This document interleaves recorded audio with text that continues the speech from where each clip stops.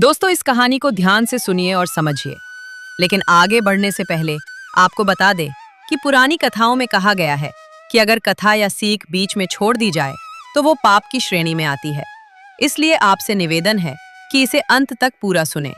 अगर आपको कहानी पसंद है तो कमेंट में अपना नाम जरूर लिखें और वीडियो को लाइक करके चैनल को सब्सक्राइब कर लें। चलिए शुरू करते हैं आज की मजेदार कहानी। एक छोटा और साधारण सा गांव था, पुरानपुर। उस गांव में एक आदमी ऐसा था जिसका नाम सुनते ही लोग मुस्कुरा देते थे। वो था सोमाचंद। गांव वाले उसे प्यार से नहीं बल्कि मजाक उड़ाने के लिए सोमू मछुआरा कहते थे, क्योंकि उसकी किस्मत पूरे गांव में सबसे अजीब थी। पूरा गांव तालाब से भर भर कर मछली पकड़ लाता, लेकिन सोमू उसे दिन भर की मेहनत के बाद सिर्फ एक मछली मिलती थी। बस एक ना, उससे ज्यादा न कम। एक सुबह सूरज की हल्की सुनहरी रोशनी तालाब के पानी पर चमक रही थी और उसी किनारे पर एक फटी हुई धोती पहने दुबला पतला सोमू चुपचाप बैठा आसमान की तरफ देख रहा था। उसकी आंखों में थकान थी, लेकिन शिकायत नहीं। उसने दोनों हाथ जोड़कर धीरे से कहा, हे ईश्वर, आज तो मेरा जाल मछलियों से भर दो। आखिर मेरी परीक्षा कब तक लोगे? तभी पीछे से ठाके की आवाज आई, अरे ओ सोमू। सोमू ने पीछे मुड़कर देखा। गांव का एक मछुआरा हंसता हुआ उसकी तरफ आ रहा था। वो पास आकर बोला, क्यों भाई, आज फिर भगवान से सौदा कर रहे हो क्या? पास खड़े कुछ लोग हंस पड़े। सोमू चुप रहा। वो आदमी फिर बोला, पूरा गांव जानता है कि तेरे जाल में सिर्फ एक ही मछली फंसती है, फिर भी तू रोज इतना बड़ा जाल लेकर आ जाता है। शर्म नहीं आती? लोग फिर हंसने लगे। सोमू ने हल्की उदासी से कहा, भाई मेरा मजाक मत उड़ाओ। मेरी किस्मत है, उसे भगवान मुझसे ज्यादा जानते हैं। लेकिन वो आदमी कहाँ मानने वाला था। वो तालाब की तरफ इशारा करके जोर से बोला, सुन लो सब लोग, आज भी सोमू के जाल में सिर्फ एक ही मछली फंसेगी। चारों तरफ हंसी गूंज उठी। सोमू ने बिना कुछ कहे अपना जाल पानी में फेंक दिया। कुछ पल बीते, जाल में हलचल हुई। सोमू ने जल्दी से जाल खींचा। जाल में एक ही मछली फंसी थी। भीड़ में फिर हंसी फूट पड़ी। देखा, मैंने कहा था ना। अरे सोमू भाई, अब घर चले जाओ, आज का काम खत्म। सोमू ने सिर झुका लिया। उसके चेहरे पर दर्द साफ दिख रहा था, लेकिन फिर भी वो वहीं बैठा रहा। शायद उसे उम्मीद थी कि आज कुछ अलग होगा। लेकिन सूरज ढल गया और जाल खाली ही रहा। थका हुआ सोमू शाम को अपनी झोपड़ी में पहुंचा। उसकी पत्नी सोनाली चूल्हे के पास बैठी थी। सोमू ने मछली उसके सामने रख दी। सोनाली ने जैसे ही एक मछली देखी, उसका चेहरा गुस्से से भर गया। बस, आज भी सिर्फ एक मछली। सोमू चुप रहा। सोनाली गुस्से में उठ खड़ी हुई। मेरी किस्मत ही फूट गई थी जो मैंने तुमसे शादी की। बाकी मछुआरे टोकरी भर मछली लाते हैं और एक तुम हो। सोमू ने धीमी आवाज में कहा। सोनाली, ऐसी बातें मत करो। क्या मत करूं? ये एक मछली तो मेरा पेट भी नहीं भर सकती। पूरा गांव तुम्हारा मजाक उड़ाता है और तुम हो कि बस भगवान भगवान करते रहते हो। सोमू की आंखें भर आईं। वो धीरे से बोला, सारा गांव मुझे ताने मारता है, मुझे दुख नहीं होता, लेकिन जब तुम ऐसा कहती हो तो मैं अंदर से टूट जाता हूँ। सोनाली गुस्से में बोली, एक बात बताओ, तुम इसी तालाब के पीछे क्यों पड़े रहते हो? दूसरे तालाबों में क्यों नहीं जाते? सोमू ने भारी आवाज में कहा, बाकी तालाब राजा के अधिकार में है और कुछ घने जंगलों के बीच हैं। वहां जाना खतरे से खाली नहीं। सोनाली ने कहा, मुझे इन बातों से कोई मतलब नहीं। मुझे बस पैसा चाहिए, अच्छा जीवन चाहिए। अगर हालात ऐसे ही रहे ना, तो शायद मुझे वो करना पड़े जो आज तक किसी औरत ने नहीं किया। सोमू ने घबराकर पूछा, क्या मतलब? सोनाली ने गुस्से में कहा, मैं तुम्हें छोड़ दूंगी। ये शब्द सुनकर सोमू के पैरों तले जमीन खिसक गई। सोनाली पैर पटकती हुई अंदर चली गई और सोमू की आंखों में आंसू थे। उस रात सोमू को बिल्कुल नींद नहीं आई। सोनाली के शब्द बार बार उसके कानों में गूंज रहे थे। मैं तुम्हें छोड़ दूंगी। ये सोचकर ही उसका दिल कांप उठता था, क्योंकि सोनाली कितनी भी कठोर क्यों ना हो गई हो, सोमू उससे सच्चा प्रेम करता था। उसने कभी अपने दुखों की परवाह नहीं की, लेकिन अपनी पत्नी को खोने का ख्याल उसे अंदर तक तोड़ रहा था। सुबह हुई। लोग अपने अपने काम में लग गए। सोमू ने अपना जाल उठाया और तालाब की तरफ चल पड़ा। गांव के बच्चे खेलते हुए उसके पास से निकले और कुछ लोग उसे देखकर धीमे धीमे मुस्कुराने लगे। अब सोमू को आदत हो चुकी थी। गांव वालों के ताने उसके लिए रोजमर्रा की आवाज जैसे बन चुके थे। तभी रास्ते में उसे गांव की एक बूढ़ी काकी रमिला दिखाई दी। वही काकी जिसने बचपन में उसे माँ की तरह संभाला था। जब सोमू छोटा था तभी उसके माता पिता दुनिया से चले गए थे और उसी बूढ़ी औरत रमिला ने उसे भूखा नहीं सोने दिया था। काकी ने जैसे ही नंदू का उतरा हुआ चेहरा देखा, वो तुरंत समझ गई कि उसके दिल में कोई भारी बोझ है। वो धीरे से बोली, क्या बात है सोमू बेटा, कल रात फिर तुम्हारे घर से झगड़े की आवाजें आ रही थी। सोमू की आंखें झुक गई। उसने फीकी मुस्कान के साथ कहा, क्या बताऊं काकी माँ, कल फिर मेरे जाल में सिर्फ एक ही मछली फंसी। सोनाली बहुत नाराज हो गई। काकी माँ ने कहा, बेटा अगर एक मछली मिलती है तो क्या हुआ, ईश्वर कभी ना कभी तुम्हारी मेहनत का फल जरूर देगा। मुश्किल वक्त हमेशा नहीं रहता। सोमू धीमी आवाज में बोला, लेकिन काकी अब सोनाली कहती है अगर हालात ऐसे ही रहे तो वो मुझे छोड़ देगी। ये सुनते ही बूढ़ी काकी रमिला के चेहरे पर दुख उतर आया। उसने आसमान की तरफ देखते हुए कहा, हे भगवान, कैसी दुनिया आ गई है आजकल। लोग गरीबी से ज्यादा इंसानियत से डरने लगे हैं। बेटा पत्नी का काम मुश्किल वक्त में साथ देना होता है, ना कि पति को छोड़ने की धमकी देना। सोमू ने भारी मन से कहा, काकी शायद सोनाली सही कह रही है। शायद मुझे ये तालाब छोड़कर किसी दूसरे तालाब में जाना चाहिए। आज आखिरी बार कोशिश करूंगा। अगर आज भी वही हुआ तो फिर मैं कहीं और जाऊंगा। काकी माँ ने उसके सिर पर हाथ रखा और बोली, जो भी करना सोच समझ करना बेटा, हर चमकती चीज सोना नहीं होती। सोमू ने सिर हिलाया और आगे बढ़ गया। थोड़ी देर बाद वो तालाब के किनारे पहुंचा। बाकी मछुआरे हमेशा की तरह हंसी जाक कर रहे थे। जैसे ही उन्होंने सोमू को देखा, कुछ लोग मुस्कुराने लगे।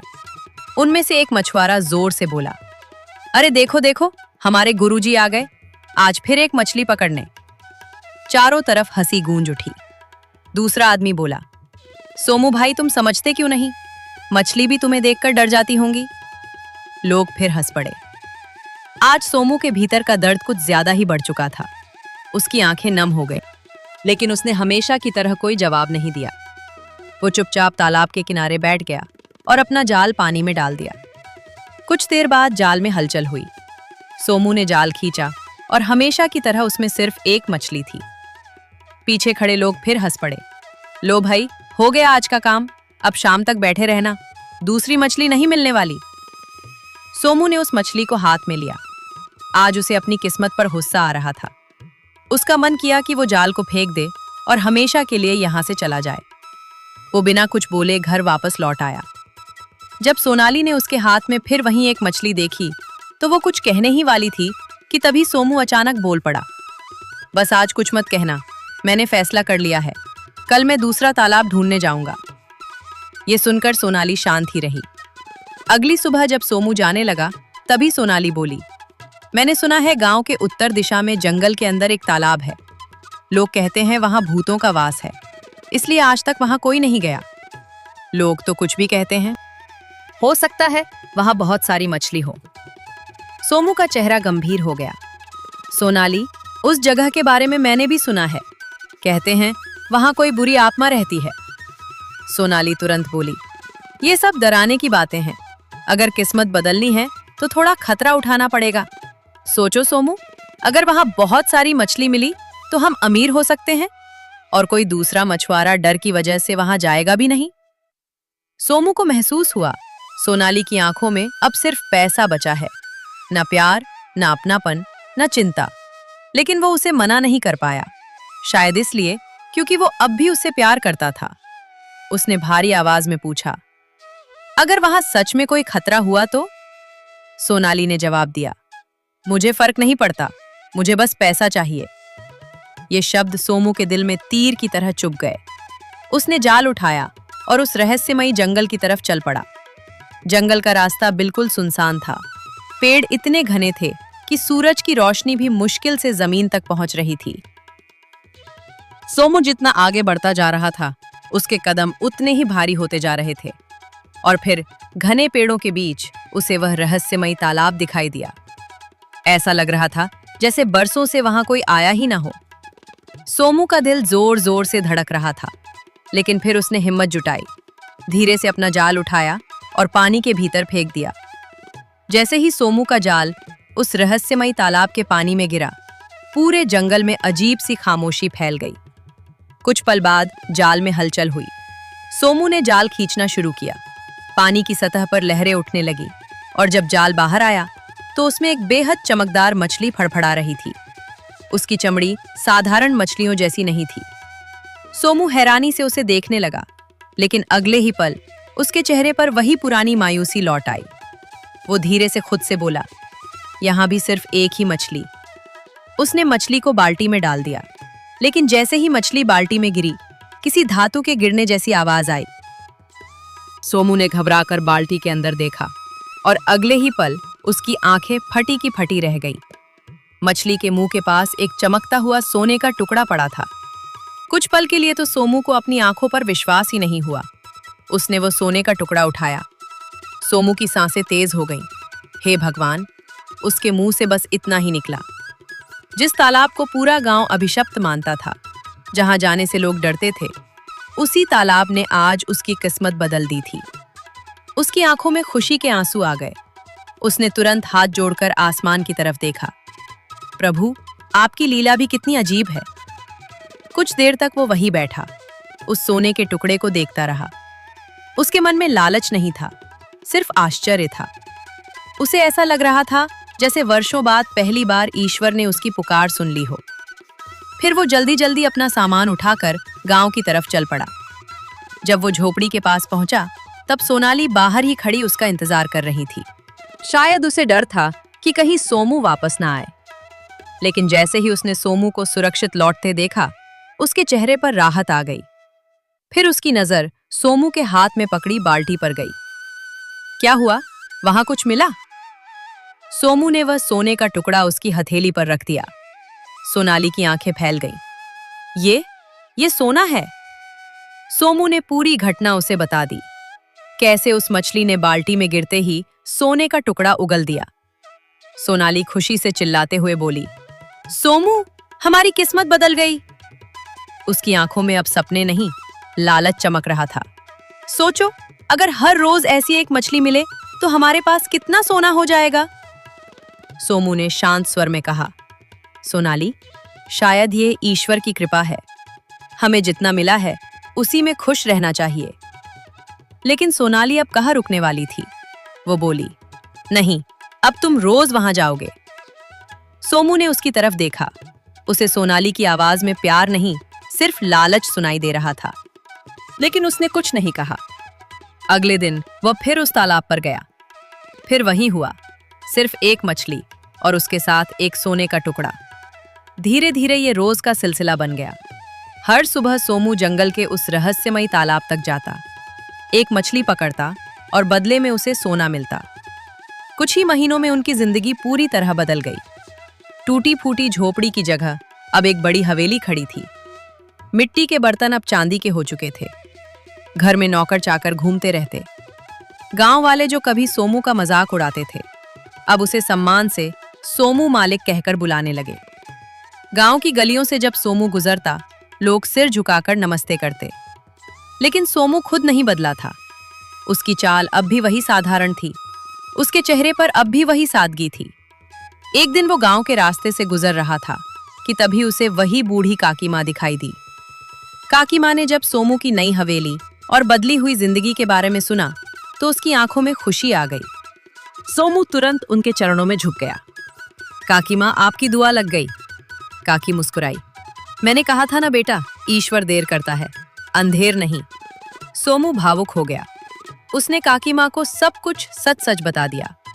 रहस्यमयी तालाब, चमकदार मछली और सोने के टुकड़े, सब सुनकर बूढ़ी काकी माँ गंभीर आवाज में बोली, सोमू, ये सब तुम्हारी साफ नियत का फल है। लेकिन मेरी एक बात याद रखना, जिस चीज में चमत्कार होता है उसमें रहस्य भी होता है, और जहाँ रहस्य हो वहाँ लालच नहीं करना चाहिए। अब तुम्हारे पास बहुत धन है, उस तालाब के पीछे भागना छोड़ दो। कोई व्यापार शुरू करो, गरीबों की मदद करो और ईश्वर का धन्यवाद करो, और अपनी पत्नी को भी समझाओ। मैंने देखा है, जब से धन आया है उसके व्यवहार में घमंड बढ़ता जा रहा है। सोमू का चेहरा उतर गया। उसे भी ये बात महसूस होने लगी थी। सोनाली अब पहले जैसी नहीं रही थी।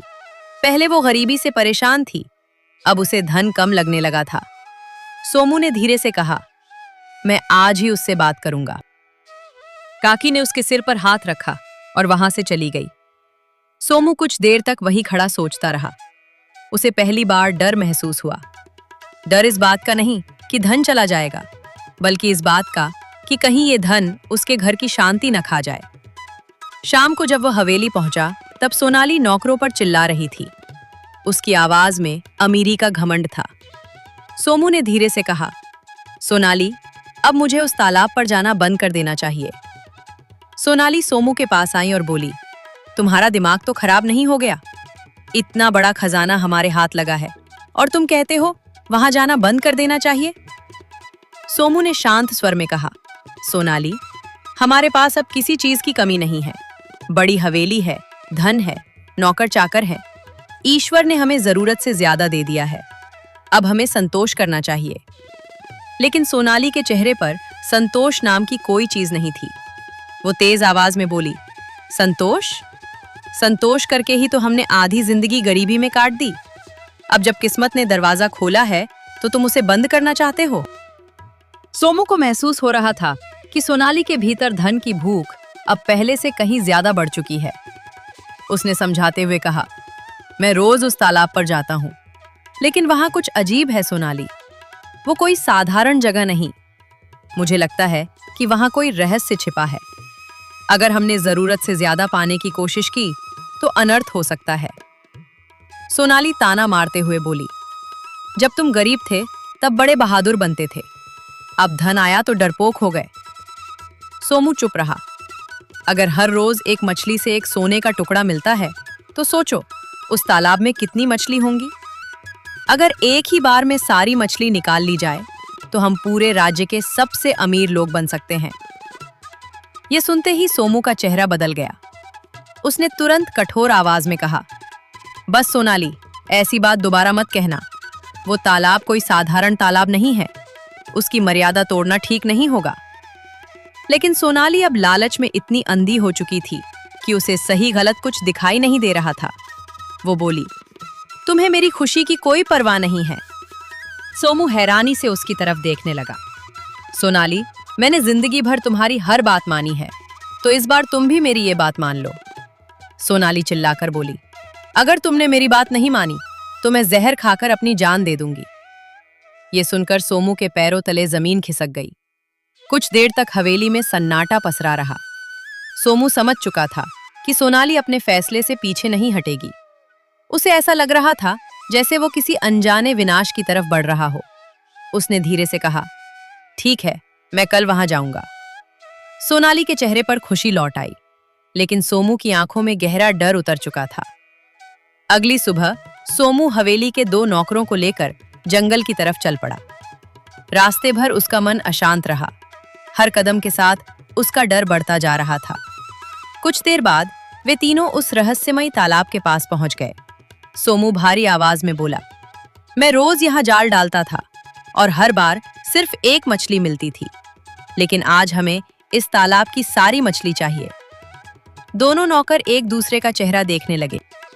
सोमू हैरानी से उसकी तरफ देखने लगा। सोनाली, मैंने जिंदगी भर तुम्हारी हर बात मानी है, तो इस बार तुम भी मेरी ये बात मान लो। सोनाली चिल्लाकर बोली, अगर तुमने मेरी बात नहीं मानी तो मैं जहर खाकर अपनी जान दे दूंगी। ये सुनकर सोमू के पैरों तले जमीन खिसक गई। कुछ देर तक हवेली में सन्नाटा पसरा रहा। सोमू समझ चुका था कि सोनाली अपने फैसले से पीछे नहीं हटेगी। उसे ऐसा लग रहा था जैसे वो किसी अनजाने विनाश की तरफ बढ़ रहा हो। उसने धीरे से कहा, ठीक है, मैं कल वहां जाऊंगा।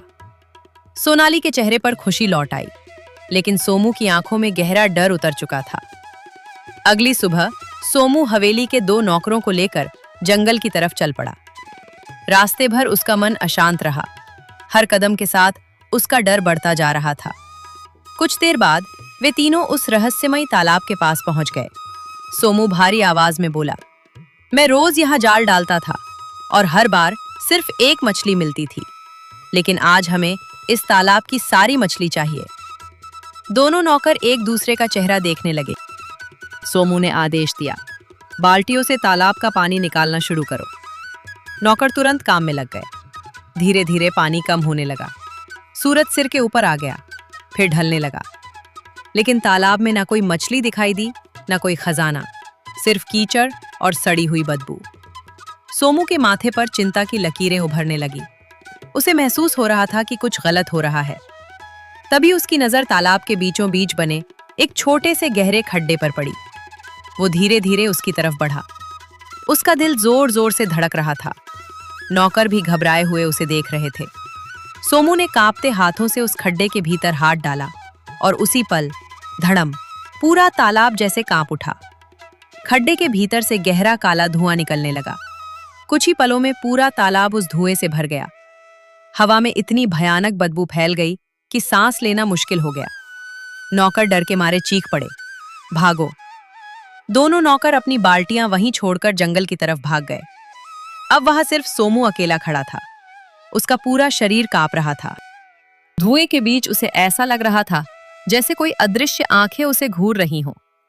अचानक तालाब के भीतर से एक डरावनी गूंजती हुई आवाज सुनाई दी, लेकिन शब्द साफ नहीं थे। सोमू का डर अब चरम पर पहुंच चुका था। वो बिना पीछे देखे तेजी से वहां से भागा। पेड़ों के बीच दौड़ते हुए उसकी सांस फूल गई। कपड़े मिट्टी और पसीने से भीग चुके थे। काफी देर बाद जब वो हवेली पहुंचा तो उसकी हालत देखकर सोनाली घबरा गई। वो तुरंत उसके पास आई। क्या हुआ और वो नौकर कहाँ है? सोमू हांफता हुआ बोला, मुझे नहीं पता, शायद डर के मारे भाग गए। फिर उसने पूरी घटना सोनाली को बता दी। सब सुनने के बाद सोनाली के चेहरे का रंग उड़ गया। उसकी आंखों में डर साफ दिखाई दे रहा था। वो धीमी आवाज में बोली, मैंने कभी नहीं सोचा था कि वहां सच में कुछ ऐसा होगा। सोमू ने गुस्से से उसकी तरफ देखा। मैंने तुम्हें पहले ही कहा था सोनाली, कुछ चीजें इंसान की जरूरत पूरी करने के लिए होती हैं, लालच पूरा करने के लिए नहीं। सोनाली चुप हो गई, लेकिन उन्हें बिल्कुल अंदाजा नहीं था कि उस तालाब का रहस्य अभी खत्म नहीं हुआ था। असल सजा अब शुरू होने वाली थी। उस रात हवेली में किसी ने खाना नहीं खाया। बाहर तेज हवा चल रही थी। आसमान में बादल गरज रहे थे और हर गरज के साथ सोनाली का दिल कांप उठता था। उसे एहसास होने लगा था कि उसने बहुत बड़ी गलती कर दी है। सोमू हवेली के आंगन में बैठा दूर अंधेरे को देख रहा था। उसके मन में डर था। उसे ऐसा लग रहा था जैसे उसने अपने ही हाथों ईश्वर के दिए आशीर्वाद का अपमान कर दिया हो। अगली सुबह जैसे ही सूरज निकला, सोनाली दर्द से कराहते हुए बिस्तर से उठी। उसका पूरा शरीर अकड़ा हुआ था। चेहरे की चमक गायब हो चुकी थी। आंखों के नीचे काले गहरे निशान उभर आए थे। सोमू घबरा गया। सोनाली दर्द से कांपती आवाज में बोली, मेरे पूरे शरीर में बहुत दर्द हो रहा है। ऐसा लग रहा है जैसे शरीर टूट रहा हो। सोमू तुरंत गांव के वैद्य को बुलाकर लाया। बूढ़े वैद्य ने काफी देर तक सोनाली की नब्ज देखी। फिर उसका चेहरा गंभीर हो गया। वो धीमी आवाज में बोला, सोमू, तुम्हारी पत्नी को बहुत भयानक रोग ने जकड़ लिया है। ये सुनते ही सोमू के चेहरे का रंग उड़ गया। लेकिन वैद्य जी, इसे ठीक तो किया जा सकता है ना? वैद्य ने लंबी सांस ली। इलाज संभव है, लेकिन बहुत कठिन। इसके लिए दुर्लभ जड़ी बूटी चाहिए और वे बहुत महंगी हैं।